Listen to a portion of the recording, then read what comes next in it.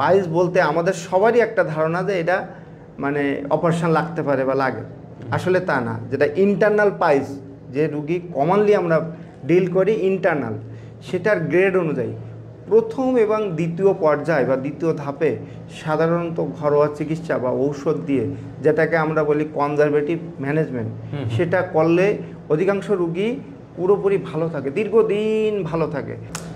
ডাক্তারবাবু, আমার পায়খানার সঙ্গে মাঝে মাঝে রক্ত যায়, মলদ্বারে ছোট ছোট গোটা হয়েছে, মাঝে মাঝে ব্যথাও করে।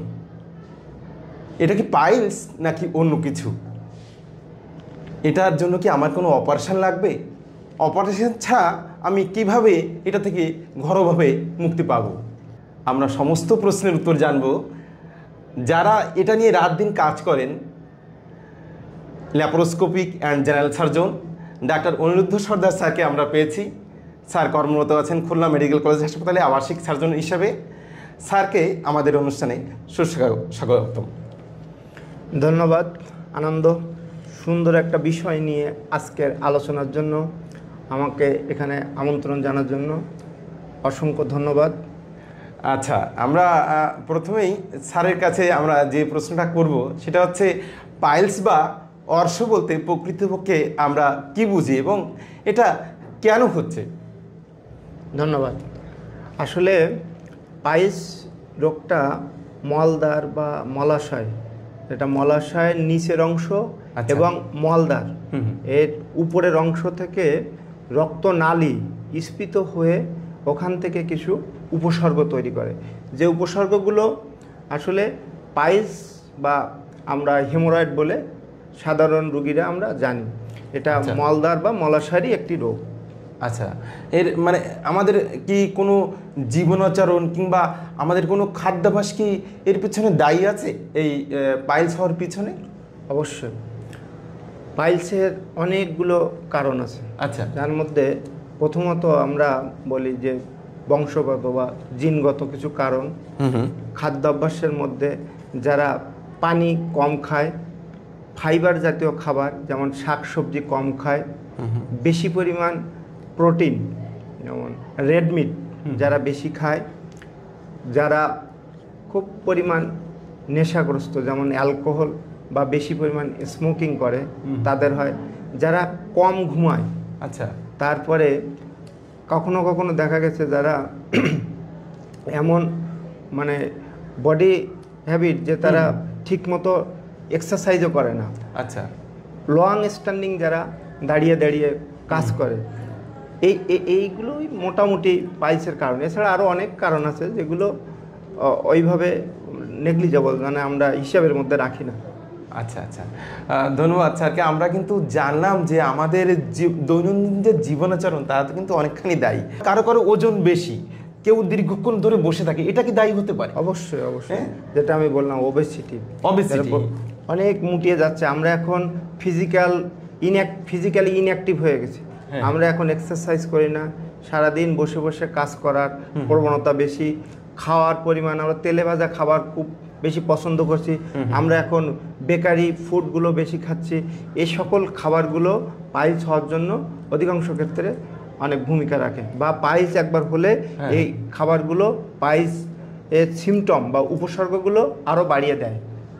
আচ্ছা আচ্ছা, তাহলে আপনার দৈনন্দিন জীবনাচরণ কিন্তু অনেক সময় দায়ী আপনার এই পাইলস হওয়ার পিছনে। আমরা এখন জানবো স্যারের কাছ থেকে যে পাইলসের এই মূল লক্ষণসমূহ কী কী, আপনার কাছে কী কী লক্ষণ নিয়ে সাধারণত রোগীরা আসেন? সাধারণত পাইলসের রোগীরা আমাদের কাছে যে লক্ষণগুলো নিয়ে আসে, প্রথম যে লক্ষণটা রোগীরা আমাদের কাছে বলে থাকে এটা হচ্ছে মলদ্বার দিয়ে রক্ত যাওয়া। এটা কখনো কখনো বলে থাকে যে তার মল ত্যাগের সময় যাচ্ছে, কখনো কখনো বলে মল ত্যাগের আগে যায়, কখনো কখনো বলে আমাদের মল ত্যাগ শেষ হয়ে যাওয়ার পরেও রক্ত যায়। এই রক্তটা আবার কিছু বৈশিষ্ট্য আছে। এই রক্তটা হয় ফ্রেশ, একদম কখনো কখনো ফোটায় ফোটায় পড়ে, কখনো কখনো আবার মুরগি কাটার মতো ফিনকি দিয়ে যেমন রক্ত ছুটে যায় সেভাবেও রক্ত আসতে পারে। এই যেমন রক্ত যাওয়া, এরপরে আবার ওখান থেকে কিছু বেরিয়ে আসা। এই বেরিয়ে আসাটা আবার ডিপেন্ড করে যে পাইলসের যেটা ইন্টারনাল, যেটা ভিতরের দিকে হয়, সেটা কখনো কখনো ঝুলে ভিতরের থেকে নিচে নেমে আসে, আবার কখনো কখনো ওর থেকে কিছু রস নির্গত হয়, সে রস এসে মলদ্বারের আশেপাশে চামড়া ভিজে রাখে। কেউ কেউ বলে আমার মলদ্বারের আশেপাশে ভিজা থাকে, কেউ কেউ বলে কিছু লাল একটা জিনিস বেরিয়ে আসে আবার ঢুকে যায়, আবার কখনো কখনো পার্মানেন্টলি এটা বাইরের দিকে থাকে।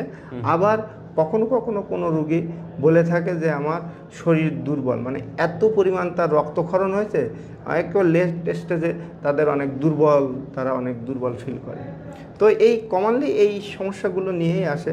তাছাড়া আরও কারো কারো যে কমপ্লিকেশান, পাইলস হলো, পাইলস বাইরের দিকে আসলো, এসে এখানে রক্ত জমাট বেঁধে রুগী প্রচণ্ড ব্যথা হয়, কখনো কখনো আলসার বা ক্ষত হয়ে যায়। তো এই কমনলি এই সমস্যাগুলো নিয়েই আমাদের কাছে রুগীরা প্রেজেন্ট করে। আচ্ছা আচ্ছা আচ্ছা, তাহলে আমরা বুঝলাম যে পাইলসের বেশ কয়েকটা ধরন আছে, এর কি কোনো গ্রেড কিংবা স্টেজ কি আছে স্যার, যদি একটু জানাতেন। হ্যাঁ, খুব সুন্দর একটা কথা। পাইলসকে সাধারণত আমরা দুই ভাগে ভাগ করি, যেটা ইন্টারনাল বা ভিতরের দিকের পাইলস, আর একটা হচ্ছে এক্সটার্নাল। আচ্ছা, ইন্টারনাল পাইলস যেটা হয় মলাশয়ের নিচের অংশ থেকে হয়, সেটা সাধারণত আমরা 4টা গ্রেডে বলি, 1st degree, 2nd degree, 3rd degree এবং 4th ডিগ্রি। 1st ডিগ্রিতে শুধু রক্ত যাবে, একটু নিচের দিকে ঝুলে আসে, বাইরের থেকে এটা বোঝা যায় না। 2nd ডিগ্রি যেটা, সেটা উপরের থেকে নিচে নামে, বাইরের থেকে এটা বোঝা যায়, আবার স্পন্টেনিয়াসলি এটা ভিতরে ঢুকে যায়। 3rd ডিগ্রি এটা রক্ত যায়, বেরিয়ে আসে, রুগী ম্যানুয়ালি এটা ঢুকায় দেয়, তাহলে এটা থেকে যায়। কিন্তু 4th ডিগ্রিতে পার্মানেন্টলি এটা বাইরে থাকে, এটা কখনো আর ভিতরে ঢুকে যায় না। এটা গেল ইন্টারনাল হেমোরয়েড এর গ্রেড। আর এক্সটার্নাল হেমোরয়েডটা হয় হচ্ছে মলদ্বার এবং তার আশেপাশের যে চামড়া, এর নিচে রক্ত জমে এটা হয়ে থাকে, এটা আমরা কোনো গ্রেডে বা ফেলি না আর কি। আচ্ছা আচ্ছা, ধন্যবাদ। আমরা কিন্তু জানলাম যে আপনার যে পাইলস বা অর্শ, এর কিন্তু বিভিন্ন প্রকারভেদ আছে এবং আপনারা কিন্তু লক্ষণগুলো, এর গ্রেডিংটা কিন্তু ভালোভাবে বুঝতে পারলেন। আমরা অনেক সময় চাই যে আমরা যদি কোনো অপারেশন ছাড়া কি আর কোনো ঘরোয়া উপায় আছে যার কারণে আমরা পাইলসটা অনেক কমে যাবে কিংবা হবে না, আমরা কি কি ঘরোয়া উপায়, আপনি কি কি ব্যবস্থা নিলে আপনার পাইলস হবে না, কিংবা পাইলস থাকলেও খুব প্রাথমিক পর্যায়ে থাকলেও কিন্তু কমে যাবে, স্যার যদি সেই ঘরোয়া উপায়গুলো জানাতেন, যদি কি পাইলস হলে আমরা কি কি ব্যবস্থা নেব প্রাথমিক অবস্থায়। ধন্যবাদ আপনাকে। আসলে পাইলসের চিকিৎসা আমরা সবসময় যে আমাদের সার্জন, আমরা রুগীদের বুঝাতেই পারি না, তারা ভাবে যে ডাক্তারের কাছে গেলেই তো সার্জন, তারা বলবে অপারেশন করে নিতে। বিষয়টা আসলে সত্য নয়। পাইলসের আমি যে কথাটা আগে বললাম, পাইলস বলতে আমাদের সবারই একটা ধারণা যে এটা মানে অপারেশন লাগতে পারে বা লাগে, আসলে তা না। যেটা ইন্টারনাল পাইলস, যে রুগী কমনলি আমরা ডিল করি ইন্টারনাল, সেটার গ্রেড অনুযায়ী প্রথম এবং দ্বিতীয় পর্যায় বা দ্বিতীয় ধাপে সাধারণত ঘরোয়া চিকিৎসা বা ঔষধ দিয়ে, যেটাকে আমরা বলি কনজারভেটিভ ম্যানেজমেন্ট, সেটা করলে অধিকাংশ রুগী পুরোপুরি ভালো থাকে, দীর্ঘদিন ভালো থাকে। যদি না আমি কিছুক্ষণ আগে যে কথাগুলো বললাম, তার লাইফস্টাইল বা খাদ্যাভ্যাস বা জীবন চলনে যদি তার এই খারাপ দিকগুলো, যেগুলো পাইলস হয়ে যাওয়ার পরে বাড়ায়, এই সকলগুলো যদি সে অ্যাভয়েড করতে পারে, তাহলে তার এই পাইলস আর বাড়ে না। তো কি কি পদ্ধতি, যেটা ঘরোয়া পদ্ধতি আপনি জিজ্ঞাসা করলেন, সেটার কথা বলি। যদি তার লাইফস্টাইল, যেমন বললাম যে ঠিকমতো ঘুমায়, একটু পানি বেশি পরিমাণ খায়, আমরা একটা অ্যাডাল্ট দিনে আমরা বলি বয়স্ক মানুষ 2.5 থেকে 3 লিটার পানি খেতে পারে, সেই পানিটা যদি আমরা ঠিকঠাক মতো খাই, যদি শাকসবজির পরিমাণ বাড়িয়ে খাই, যদি আমরা তার যে এই তেলে ভাজা খাবারগুলো আমরা অ্যাভয়েড করার চেষ্টা করি, বেকারিতে যে খাবারগুলো আমরা এখন বেশি খাচ্ছি, এগুলো থেকে যদি আমরা নিজেদেরকে বিরত রাখি, আমরা যদি একটু ফিজিক্যাল এক্সারসাইজ করার অভ্যাস করি, আমাদের যে লং স্ট্যান্ডিং যে পরিশ্রম যারা আমরা করি অনেকক্ষণ দাঁড়িয়ে, তারা মাঝে মাঝে যদি একটু রেস্ট নিয়ে কাজগুলো করি, তাহলে দেখা যায় যে আমার পাইলস আর হচ্ছে না, বা এগুলো হলেও এই প্রথম এবং দ্বিতীয় পর্যায়ে এই পাইলসটা আর তৃতীয় পর্যায়ের দিকে যাচ্ছে না। তাছাড়া আমরা কখনো কখনো রুগীর বেশি পরিমাণ পানি খাওয়ার সাথে সাথে সবজি জাতীয় খাবার বা শাক জাতীয় খাবার, যেটা আমাদের পায়খানার বাল্ক বাড়ায়, পায়খানার যে ক্রনিক কনস্টিপেশন, যার একটা পাইলস হওয়ার একটা কারণ, এই কনস্টিপেশন বা কোষ্ঠকাঠিন্য এটা দূর করে। পাশাপাশি যেটা হয়, যদি তার শাকসবজিতে যদি না যায়, আমরা কিছু ঔষধ বা মেডিকেশান, বাজারে বেশ কিছু মেডিকেশান এখন ভালো ভালো ঔষধ আসছে, সেগুলো আমরা কখনো কখনো রুগীদের প্রেসক্রিপশানে লিখে দিই। তাছাড়া স্পেসিফিক কিছু ঔষধ এখন আসছে, খুব যে বেশি লাভজনক তাও না, তবে রুগীদের দিলে উপকার হয় বা পাচ্ছে তারা উপকার। এই বাজারে এরকম কিছু ঔষধও এখন পাওয়া যাচ্ছে, কিছু অয়েনমেন্টও আমরা এখন চয়েস করছি, যার ফলে দেখা যাচ্ছে যে প্রথম এবং দ্বিতীয় পর্যায়ের রুগীরা অনেক ভালো থাকছে। ধন্যবাদ। আচ্ছা আচ্ছা, তাহলে আমরা দেখলাম যে প্রথম এবং দ্বিতীয় পর্যায়ে কিন্তু আপনার পাইলসে কিন্তু অপারেশন লাগছে না, অপারেশন লাগছেই না। আপনার জীবনাচরণ, আপনি যদি একটু আঁশ জাতীয় খাবার, শাকসবজি, ফলমূল, কিংবা স্যার বললেন যে একটু জল বেশি করে খেতে হবে, এছাড়া আমরা দেখেছি ইসবগুলি ভুসিও আছে। ইসবগুলি ভুসি আমরা অনেক সময় আমরা খাওয়ার নিয়মটা কিন্তু আমরা জানি না। স্যার, আমরা ইসবগুলি ভুসিটা তো অনেক সময় খেতে পারি নাকি, এবং তার নিয়ম কি? ইসবগুলি ভুসি বা বাদাম কিশমিশ এখন ঘরোয়া ফর্মুলায় অনেকে খাচ্ছে। আমরা ইসবগুলির ভুসিটা বলি, যদিও আমি ডাক্তার, তারপরেও এ খাদ্যাভ্যাসগুলো যদি রুগীরা যদি প্র্যাকটিস করে, তাহলেও রুগীরা ক্রনিক কনস্টিপেশন বা কোষ্ঠকাঠিন্য থেকে দূরে থাকতে পারে, এবং আপনার যে পাইলস বা হেমোরয়েড থেকে তার যে উপসর্গ থেকে সে অনেক ভালো থাকে। তো বাদাম কিশমিশ এবং আপনার ইসবগুলির ভুসির কথা আমরা যেটা বলি যে 2 থেকে 3 বার করে দিনে খেতে পারে, এবং এটা ভিজায় রাখার কিছুক্ষণের পরেই খেয়ে ফেলতে হয়, এবং খাওয়ার পরে প্রচুর পরিমাণে পানি খেতে হয়। আমরা সাধারণত মনে করি যে মনে হয় ইসবগুলির ভুসি রাতে ভিজায় রেখে সকালে খেতে হয়, আসলে এটা না, এটা আপনার ভিজিয়ে কিছুক্ষণের মধ্যে এটা খেতে হয়, এবং খাওয়ার পরে প্রচুর পরিমাণ পানি খেতে হয়, এবং সেটা করলে রুগীরা বেশ ভালো উপকৃত হয়। আচ্ছা আচ্ছা, এবার আমরা স্যারের কাছ থেকে জানবো যে আমরা পাইলসে তো দেখি যে অনেক সময় পাইলসের যে এখানে অনেক সময় ব্যথাবিহীন যে রক্তপাত হয়, পায়খানার সঙ্গে রক্তপাত, তাই স্যার আমরা স্যারের কাছ থেকে শুনলাম যে এর সঙ্গে কি কখনো কখনো ব্যথা থাকতে পারে, এবং কিংবা পাইলসের সঙ্গে পাউপথের অন্য কোনো রোগ কি যুক্ত থাকতে পারে? স্যার যদি একটু জানাতেন প্লিজ। সুন্দর একটা প্রশ্ন। আসলে পাইলস যেটা আমি বললাম যে মলদ্বারের একটা রোগ বা মলাশয়ের নিচের অংশের একটা রোগ। তো পাইলস যদি হয়, পাইলসের সাথে অ্যাসোসিয়েটেড বা এর সাথে আরও কিছু কিছু রোগ থাকে, যেমন অ্যানাল ফিশার, যেটা মলদ্বার ফেটে যাওয়া। মলদ্বার ফেটে গেলে মলদ্বারটা অনেক সংকুচিত হয়ে যায়, তখন সংকুচিত হলে পায়খানা করতে রুগীরা ভয় পায়। আবার রুগীরা যখন পায়খানা করতে ভয় পায়, তখন এই পায়খানা অনেকদিন জমে থাকতে থাকতে শক্ত হয়ে যায়। এই শক্ত পায়খানা যখন আবার যায়, তখন আবার ফেটে যায়। রুগী তখন আবার খুব প্রেশার দিয়ে পায়খানা করার চেষ্টা করে, তাহলে পাইলসটা যা ছিল না তার পাইলস হতে পারে, আবার যা থাকে তার এই উপসর্গগুলো বেড়ে যায়। কখনো কখনো পাইলসের সাথে দেখা গেছে যে খারাপ একটা রোগ, আসলে পাইলসের সাথে না, এই রোগটা হয়ে পাইলস হয়। যেমন মলাশয়ের নিচের অংশে যদি ক্যান্সার বা টিউমার নামক রোগ থাকে, এই ক্যান্সার থাকলে এর পরবর্তীতে যেমন টিউমার থাকে, উপরের অংশে টিউমার হলো, রুগী খুব প্রেসার দিয়ে পায়খানা করার চেষ্টা করে, তখন এই চেষ্টা করার কারণে প্রলং প্রেসারের কারণে রুগীর কখনো কখনো পাইলস বা হেমোরয়েডের মতো রোগ দেখা দিতে পারে।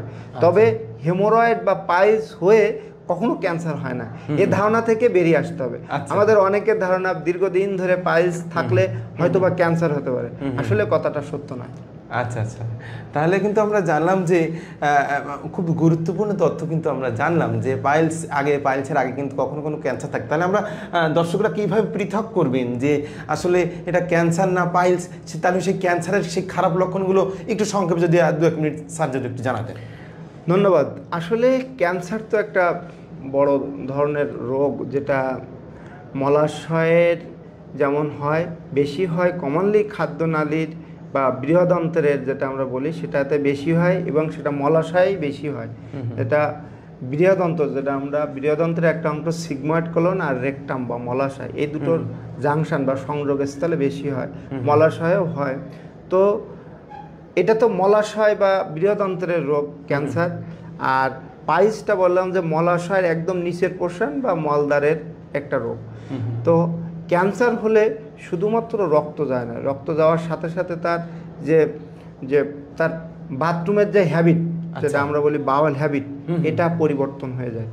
যারা কখনো কখনো শক্ত পায়খানা আগে রেগুলার একবার বা দুইবার বাথরুমে যেত, দেখা গেল যে এটা পরিবর্তন হয়ে গেছে, ফ্রিকোয়েন্ট বাথরুমে যাওয়া লাগছে, তার ফ্রিকোয়েন্ট টয়লেটে যাওয়া লাগছে। আবার কারো কারো দেখা গেল কি যে এটা কমে গেছে, এখন সপ্তাহে 1-2 বার হচ্ছে।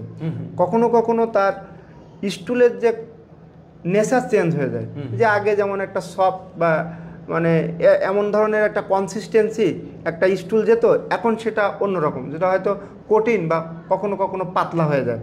কখনো কখনো ওর সাথে লালা জাতীয় পদার্থ চলে আসে।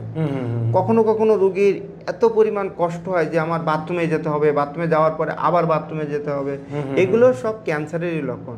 এটাকে আমরা মেডিকেলের ভাষায় বলি টিনিসমাস, যে পায়খানা করার পরেও মনে হয় যে আবার আমার বাথরুমে যেতে হবে, প্রচণ্ড ব্যথা হয় এবং গেলে অল্প পরিমাণ বাথরুম হয়। আবার কখনো কখনো বলে সেন্স অফ ইনকমপ্লিট ইভাকুয়েশন, সেটা আবার কেমন যে গেল মনে হলো না আমার কমপ্লিট হয় না, আবার যেতে হবে। এইরকম কিছু উপসর্গ মলাশয়ের ক্যান্সারে আমরা পেয়ে থাকি, কিন্তু সাধারণত পাইলস বা হেমোরয়েডে এরকম সমস্যা হয় না। এছাড়াও যদি মলাশয়ের ক্যান্সার আরও আগিয়ে যায় বা অ্যাডভান্স হয়, তখন কখনো কখনো রুগীর জন্ডিস, পেটে পানি বা পেটে জল নিয়ে পেট ফুলা নিয়ে আসতে পারে, পিছনে ব্যথা বা ব্যাক এক নিয়েও কখনো কখনো আসতে পারে। আচ্ছা, ধন্যবাদ। আমরা একই সঙ্গে পাইলসের আলোচনার সঙ্গে সংক্ষেপে কিন্তু আমরা গুরুত্বপূর্ণ কয়েকটি লক্ষণসমূহ জানলাম, যে লক্ষণগুলো আপনারা দেখলে সঙ্গে সঙ্গে দেরি করবেন না, সঙ্গে সঙ্গে ডাক্তারের কাছে চলে আসবেন। আমরা এখন স্যারের কাছ থেকে জানবো যে এই পাইলস বা অর্শে স্যার সাধারণত কী কী পরীক্ষা নিরীক্ষাসমূহ আমাদের রোগীদের দিয়ে থাকেন। ধন্যবাদ। আসলে পাইলস রোগটা ডায়াগনোসিস ক্লিনিক্যাল। আমরা ক্লিনিক্যাল বলতে এইরকম যে রুগী কিছু উপসর্গের কথা যেমন বলেন, যে আমি একটু আগেই বললাম যে রুগীর রক্ত যায়, এই রক্তটা সাধারণত টাটকা রক্ত, ব্যথামুক্ত রক্ত। কখনো কখনো রুগীর মলদ্বার দিয়ে কিছু বেরিয়ে আসে, যেটা আমি বললাম তৃতীয় এবং চতুর্থ পর্যায়ে বেরিয়ে আসে। কখনো কখনো মলদ্বারের আশেপাশে ভিজা থাকে, রুগী বলে আমার মলদ্বারের পাশ খুব বেশি ভিজা থাকে। তাছাড়া কখনো কখনো যদি 4 ডিগ্রি বা 3rd ডিগ্রি যে হেমোরয়েডের কথা বা পাইলসের কথা বললাম, সেটা থেকে যদি ওর ভিতরে রক্ত জমা বেঁধে কখনো কখনো ব্যথা হয়, কখনো কখনো ওইখানে নষ্ট হয়ে গ্যাংগ্রিন বা ক্ষত আলসার হতে পারে। তো এই সকল রোগগুলো আসলে বোঝার জন্য যেমন আমরা এই উপসর্গগুলোর মানে চিন্তা করি, উপসর্গ কথাগুলো আগে আমলে নিই, এর পরবর্তীতে আমরা সিম্পল একটা ফিজিক্যাল এক্সামিনেশন, আমরা ডিজিটাল রেকটাল এক্সামিনেশন বলে, আঙ্গুল দিয়ে মলদ্বারে একটা পিচ্ছিলকারক পদার্থ দিয়ে রুগীকে এক বিছানায় শুয়ে আমরা পরীক্ষাটা করে, আসলে আঙ্গুল দিয়ে পাইলস বুঝি না, বুঝি অন্য কোনো প্রবলেম তার আছে কিনা, যেমন টিউমারের মতো একটা রোগ একটু আগেই বললাম, যেটা অনেক সময় আমরা হাতে ফিল করি। তাছাড়া যে পরীক্ষাটা কমনলি করে আমরা বুঝি সেটা হচ্ছে মলদ্বারের ভিতরে প্রোক্টোস্কোপিক এক্সামিনেশন। এটা একটা মেশিন আছে, খুব কম দামি মেশিন, লাইট দিয়ে আমরা ভিতরটা দেখে নিতে পারি যে মলাশয়ের নিচের অংশ বা মলদ্বারের উপরের অংশ এইরকম কোনো পাইলস আছে কি নেই। আর এগুলো ফিজিক্যাল এক্সামিনেশন। আর কিছু ইনভেস্টিগেশন, সাধারণত পাইলসের জন্য আমরা ইনভেস্টিগেশন করাই না, তবে হ্যাঁ রোগীর যদি অপারেশন লাগে সেক্ষেত্রে তার অ্যাসোসিয়েটেড অন্য কোনো রোগ আছে কি না, যেমন আমি একটু আগে বললাম যে ক্যান্সারের মতো একটা রোগ যেটা পাইলস করে। আবার ইনফ্ল্যামেটরি বাউল ডিজিজ নামক এক ধরনের রোগ আছে, যেটাও এই হলে কখনো কখনো এর সাথে পাইলস থাকতে পারে। এই সকল রোগগুলো এক্সক্লুড করার জন্য বা বাদ দেওয়ার জন্য আমরা কখনো কখনো সিগময়েডোস্কোপি একটা পরীক্ষা যেটা আমরা করে থাকি। আর অ্যাসোসিয়েটেড অ্যানেস্থেসিয়ার ফিটনেস, যে রোগীর চিকিৎসা করা লাগবে সেই পারপাস কিছু টেস্ট আমরা করে থাকি, যেটা রুটিন টেস্ট বলা হয়ে থাকে। আচ্ছা আচ্ছা, স্যার কাছ থেকে আমরা জানলাম যে কী কী পরীক্ষা নিরীক্ষার সময় সাধারণত ডাক্তাররা দেন। আমরা এখন স্যার কাছে জানবো যে এই পাইলসের কোন স্টেজে অপারেশন লাগবে। আপনারা হয়তো অপারেশন করতে চাচ্ছেন না, কিন্তু কোনো স্টেজ আছে, কোন পর্যায়ে আমরা আগে অপারেশন অবশ্যই লাগবে। আবার অপারেশন না করলে আপনারা অপারেশন করতে চান না, অনেক সময় ডাক্তার কাছে যেতে চান না, বারবার দেখেন যে ঘরোয়া উপায়ে আমি কোনো মুক্তি পাই কিনা, কখনো কবিরাজির কাছে যান, কখনো চাচ্ছি ডাক্তারের কাছে যান, যেখানে ভুল চিকিৎসা হতে পারে। আমরা জানবো যে কোন পর্যায়ে অপারেশন লাগবে এবং অপারেশন না করলে কি জটিলতা হতে পারে, আমরা ডাক্তার উপর জানবো। ধন্যবাদ। আসলে একটু আগেই আমি বলেছি যে সব পাইলসেই আসলে অপারেশন বা সার্জারি লাগে না। আমি বললাম যে প্রথম এবং দ্বিতীয় পর্যায়ের ভিতরের যে পাইলস, যে ইন্টারনাল হেমোরয়েড, এটা আমরা ঔষধ দিয়ে বা ঘরোয়া পদ্ধতিতেই রুগী চিকিৎসা করতে পারি বা রুগী ভালো থাকে। এবং অধিকাংশ পেশেন্ট আমরা এই প্রথম এবং দ্বিতীয় পর্যায়েরই পেয়ে থাকি। কিছু কিছু রুগী যাদের অপারেশন করতেই হয় সেটা হচ্ছে তৃতীয় এবং চতুর্থ পর্যায়ের যে পাইলস, যেটা 3rd ডিগ্রি এবং 4th ডিগ্রি। যদি পাইলস দ্বিতীয় পর্যায়ের পাইলস, যেটা অনেক সময় খুব বেশি উপসর্গ তৈরি করে, সেক্ষেত্রে তার অপারেশন লাগে। দ্বিতীয় ডিগ্রির শেষ পর্যায়ে সেক্ষেত্রে অপারেশন। কখনো কখনো পাইলস ফাইব্রোস্ট হয়ে যায়, তখন তার অপারেশন লাগে। আবার আপনি মেডিকেল ট্রিটমেন্ট দিলাম, সেই মেডিকেল ট্রিটমেন্ট রুগী কাজ করছে না, তার উপসর্গ একই রকম থেকে যাচ্ছে। এগুলো যদি দীর্ঘদিন ধরে পারসিস্ট করে বা থেকে যায়, তখন আমরা রোগীকে অপারেশন করার মতো কথা বলি। কখনো কখনো পাইলসের সাথে অন্যান্য কিছু রোগ থাকে, তখন সেই রোগগুলো চিকিৎসা করানোর সময় আমরা পাইলসের এমনি অটোমেটিক্যালি ভালো হয়ে যায়। তো পাইলস যদি যে অপারেশন বা চিকিৎসা, সেটা সবগুলো চিকিৎসা বলি আমরা দুটো ভাবে, দ্য মিনিমালি ইনভেসিভ আর ইনভেসিভ। মিনিমালি ইনভেসিভ মানে খুব অল্প কাটাছেঁড়া করে, আর ইনভেসিভ মানে বেশি পরিমাণে একটু কাটাছেঁড়া করতে হয়, এভাবে করা যায়। তো সবগুলো টেকনিক আমি পরে যদি সময় হয় বলবো। তো এই পাইলসের বললেন যে পাইলসের আসলে চিকিৎসা না করালে কি হতে পারে বা কি সমস্যা হয়। এই যেমন বললাম, পাইলসে রক্ত যায়, বারবার দীর্ঘদিন ধরে রক্ত যেতে যেতে অনেক রুগী আমাদের কাছে আছে রক্ত শূন্যতা। এমনও দেখা গেছে তার রক্তের পরিমাণ অর্ধেকেরও কম, এরকম একটা উপসর্গ, রুগী দুর্বল, অনেক দুর্বল, এরকম একটা বিষয়। কখনো কখনো পাইলস হয়ে তার নিচের অংশে, যেমন 3rd ডিগ্রি এবং 4th ডিগ্রিতে, যেমন বললাম যে ওর ভিতরে রক্ত জমাট বেঁধে ইন্টেন্স পেইন, মানে প্রচণ্ড ব্যথা, রুগীর মলদ্বারে ব্যথা। কখনো কখনো এখানে গ্যাংগ্রিন হয়ে যায়, কখনো কখনো আলসার হয়ে যায়, ক্ষত হয়ে যায়। তো এগুলো যদি চিকিৎসা না করানো হয়, তো এরকম প্রবলেম নিয়ে রুগী আমাদের কাছে আসতে পারে। আচ্ছা, তাহলে আমরা দেখলাম যে আপনি যদি পাইলসের যদি সঠিক সময়ে সঠিক ডাক্তারের কাছে না যান, আমাদের যে সার্জনরা আছেন তাদের কাছে গেলেই কিন্তু আপনারা জানতে পারবেন আপনার 1st ডিগ্রি প্রথম পর্যায়ে, দ্বিতীয় পর্যায়ে, তৃতীয় পর্যায়ে না 4th পর্যায়ে আছে, কোন পর্যায়ে আপনাকে অপারেশন লাগবে। ডাক্তারবাবু কিন্তু একটু ডিজিটাল রেকটাল এক্সামিনেশন হাত দিয়ে উনি দেখবেন, গ্লাভস দিয়ে, কিংবা একটা প্রোক্টোস্কোপিক একটা টেস্ট আছে, সেই টেস্টের মাধ্যমে কিন্তু সঙ্গে সঙ্গে একেবারে উনি চেম্বারে বসেই কিন্তু আপনার ডায়াগনোসটা করে দিতে পারবেন যে আপনার কোন পর্যায়ে আপনার অপারেশন লাগবে আর কোন পর্যায়ে আপনি ওষুধ কিংবা ঘরোয়া পদ্ধতিতে আপনি মুক্ত পাবেন। আমরা জানবো যে এই অপারেশনের কি কি পদ্ধতি আছে। আমাদের বর্তমানে আমরা শুনেছি যে অনেক নতুন নতুন চিকিৎসা পদ্ধতি রয়েছে। কি কি চিকিৎসা পদ্ধতি স্যার আপনাদের কাছে অপারেশনের রয়েছে? আসলে আমি একটু আগে বলছিলাম যে আমরা যে অপারেশনগুলো করি মিনিমালি ইনভেসিভ এবং ইনভেসিভ। এখন মিনিমালি ইনভেসিভ মানে রুগীকে কম কষ্ট দিয়ে, রুগীর কম কাটাছেঁড়া করার মাধ্যমে যে অপারেশনগুলো করা হয়। তবে এই চয়েস বা কোন ধরনের চিকিৎসা আমরা রুগীকে দিব, সেটা ডিপেন্ড করবে পেশেন্টের অনেকগুলো ফ্যাক্টরের উপর, যে রুগীর বয়স, তার ফিজিক্যাল কন্ডিশন, তার কোমরবিডিটিস, সাথে সাথে অন্য কোনো রোগ আছে কি নেই, কোন ধরনের অ্যানেস্থেশিয়া রুগীর জন্য দিলে কাজ করবে, আমি কোথায় বসে এই অপারেশনটা করছি, কোন জায়গায় কি ফ্যাসিলিটিস আছে, রুগীর তার আর্থসামাজিক অবস্থা কেমন, তার পারিবারিক কন্ডিশন কেমন, এই রকম কিছু বিষয় আমরা বিবেচনা রাখি।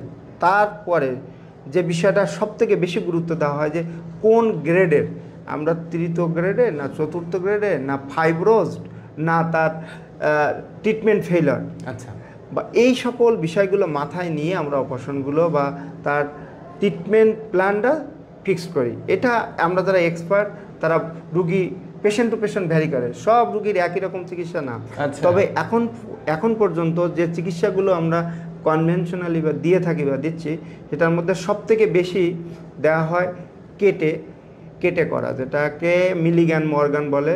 এইটা এখন পর্যন্ত গোল্ড স্ট্যান্ডার্ড কেন বলছি, এটা অনেক আগের থেকে শুরু হয়েছে, এখন পর্যন্ত সেই চিকিৎসাটা চলছে।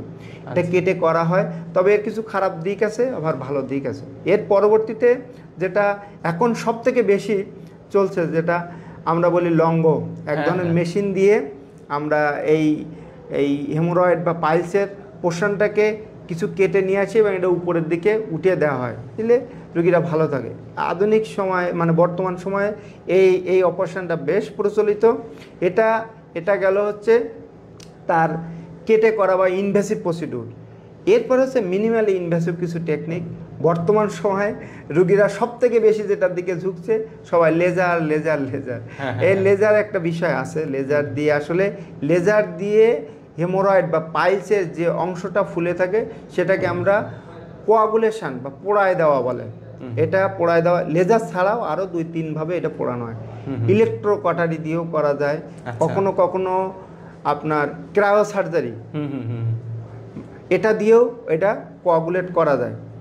এছাড়া আরও 2-3টে টেকনিক আছে। আমরা সাধারণত স্ক্লেরোজেন্ট এজেন্ট নামক এক ধরনের 5% ফেনল ইন আলমন্ড অয়েল আমরা হেমোরয়েড বা পাইলসের ওর গোড়ায় নিচের দিকে জাস্ট ওর যে আবরণ থাকে আমরা মিউকোজা বলি, তার নিচে সাবমিউকাস লেয়ারে আমরা একটা ইঞ্জেকশন দিয়ে দিই, একটা নির্দিষ্ট পরিমাণের ঔষধ আমরা ওখানে দিয়ে দিলে আস্তে আস্তে ওই পাইলসের যে অংশটা ঝুলে আসে ওটা আস্তে আস্তে মিশে যায়।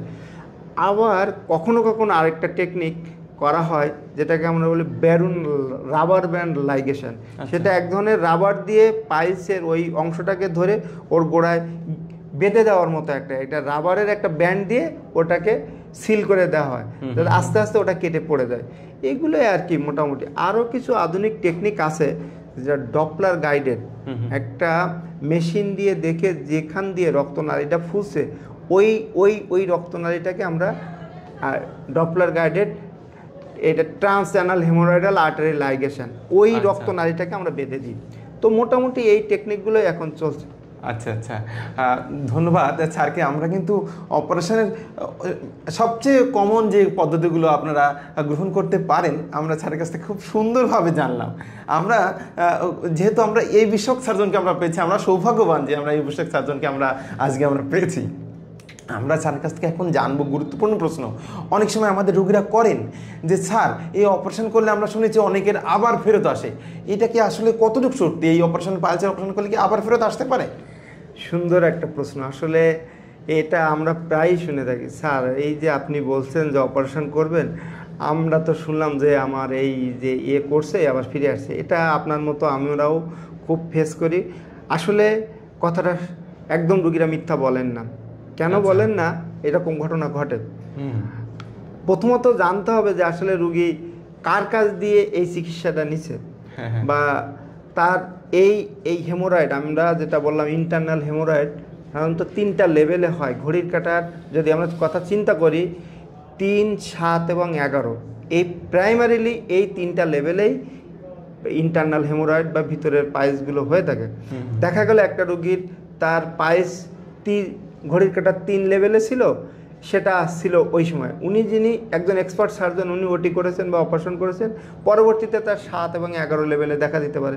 সেক্ষেত্রে তার পাইলস আবার ফিরে আসার প্রবণতা থাকতে পারে। এগুলো যদি আমরা অপারেশন করার আগে বা রুগী দেখার আগে বলে নিই যে আপনার এখন এই লেভেলে আছে, আবার অদূর ভবিষ্যতে কিন্তু এই 2 লেভেল কিন্তু ফাঁকা আসতে পারে, এরকম ক্ষেত্রে আছে কিছু কিছু প্রবলেম আছে। আবার যারা এখন তো অপারেশন আমাদের দেশের কথা বললে আসলে খুব খারাপ, যে আসলে সঠিক লোকের কাছে বা এক্সপার্ট লোকের যারা এই বিষয়ে রেগুলার কাজ করছে তাদের কাছে না গিয়ে চিকিৎসা নিচ্ছে, কখনো কখনো অপচিকিৎসার শিকার হচ্ছে। সেই সকল ক্ষেত্রে আসলে পাইলস আবার ফিরে আসতে পারে। আবার কখনো কখনো দেখা গেছে আমরা মলদ্বারের কোনো প্রবলেম মানেই পাইলস বলি, আসলে দেখা গেল তার পাইলস ছাড়া একটা অ্যানাল ফিশার বা ফিস্টুলার অপারেশন সেটাই আবার ফিরে আসছে, বলে কি আমার পাইলস আবার আসছে। এটাও একটা ভ্রান্ত ধারণা আছে। সবসময় যে পাইলস ফিরে আসে তাও না, অন্যান্য রোগ ফিরে আসলেও রুগীরা বলে আমার পাইলস বা ওর পাইলসটা আবার ফিরে আসছে। ধন্যবাদ। আচ্ছা আচ্ছা, তাহলে আমরা কিন্তু যে তথ্যটা আমরা জানি ভুল জানি, আমরা সঠিক ডাক্তারের কাছে যাই না। আমরা সময় চাচ্ছি ডাক্তার বলে, কবিরাজ ডাক্তার বলে, তারা কি করে অনেক সময় ওই পাইলসের অংশটা অ্যাসিড দিয়ে কিংবা কোনো খারাপ আপনি হয়তো জানেনই না যে কি দিয়ে আপনার ওই জায়গাটা অনেক সময় বাজে কেমিক্যাল দিয়ে ওই জায়গাটা দিচ্ছে, পুড়ে যাচ্ছে, সঙ্গে আশেপাশের যে ভালো টিস্যু ভালো মলদ্বারের অংশ ক্ষতিগ্রস্ত হচ্ছে, যেটা আপনাদের জীবনে অত্যন্ত গুরুত্বপূর্ণ একটি অর্গান। আমাদের মাঝে আমরা এত সময় ছিলেন ডাক্তার অনিরুদ্ধ সর্দার স্যার, আবাসিক সার্জন, খুলনা মেডিকেল কলেজ হাসপাতাল। স্যার দীর্ঘদিন যাবৎ আমাদের এই খুলনার দক্ষিণী পশ্চিমাঞ্চলের মানুষের জনের সেবা দিয়ে আসছেন। আমরা স্যারের কাছ থেকে অনেক সেবা পেয়ে থাকি। স্যারের সুস্থতা এবং মঙ্গল কামনা করি, স্যারের পরিবারের মঙ্গল কামনা করি। স্যার যেন দীর্ঘদিন যাবত আমাদের এই মানুষজনের, আমাদের এই অঞ্চলের মানুষজনের সেবা দিয়ে আসছেন। স্যারের সুস্থতা কামনা করি। স্যারকে অসংখ্য অসংখ্য ধন্যবাদ আমাদেরকে সময় দেওয়ার জন্য। আর যদি স্যার কিছু বলতে থাকেন আমাদের যে সাধারণ যারা আছেন যে আমাদের পাইল যাতে না হয়, শেষে আপনি একটু বলে বিদায় নিতে পারেন। যা বলার তো আসলে অনেক কিছুই থাকে বা অনেক কিছু বলতে হয়, কিন্তু বলার সবশেষ কথা যেটা বলি যে পাইলস কোনো মরণ ব্যাধি নয়, পাইলস কোনো খারাপ রোগ নয়। পাইলস যদি সঠিক চিকিৎসা করা হয়, এর প্রতিরোধ যদি আমরা উপায়গুলো ঠিকমতো অনুসরণ করি, তাহলে এটা কোনো খারাপ রোগ নয়, অপারেশান লাগেই না। তো আমাদের যে কথাগুলো আপনারা শুনলেন সেইভাবে জীবন যাপন আপনারা করুন, সুস্থ থাকুন, ভালো থাকুন। এটা যদি আমরা সঠিকভাবে বা এই রোগ সম্পর্কে জানি এবং আমাদের লাইফস্টাইল এটা ঠিকমতো ফলো করি, তাহলে এই রোগ হবেই না। আমাদের কাছে হয়তো বা আপনাদের অপারেশনের জন্য আশা লাগবে না। সুস্থ থাকুন, ভালো থাকুন। ধন্যবাদ, আপনাকেও ধন্যবাদ। ধন্যবাদ। তাহলে আমরা যে বিষয়টা জানলাম যে পাইলসের কোনো কোনো পর্যায়ে কিন্তু আপনার অপারেশন লাগবে না, শুধুমাত্র ওষুধ কিংবা স্যার যে রেমেডিগুলো বললেন সেগুলো আপনারা গ্রহণ করুন। আপনার যে পর্যায়ে অপারেশন লাগবে সঠিক ডাক্তারের কাছে আসুন, সে পর্যায়ে আপনার অপারেশন কিন্তু লাগবে। হ্যাঁ, আপনি ওটা নিয়ে কিন্তু ভয় পেলে চলবে না। অপারেশন খুব বেশি এখন অনেক অনেক নতুন পদ্ধতি বের হয়েছে। আপনার সঠিক ডাক্তারের কাছে আসুন এবং চিকিৎসা করুন। ভালো থাকুন, সুস্থ থাকুন। সবাইকে আন্তরিক ধন্যবাদ।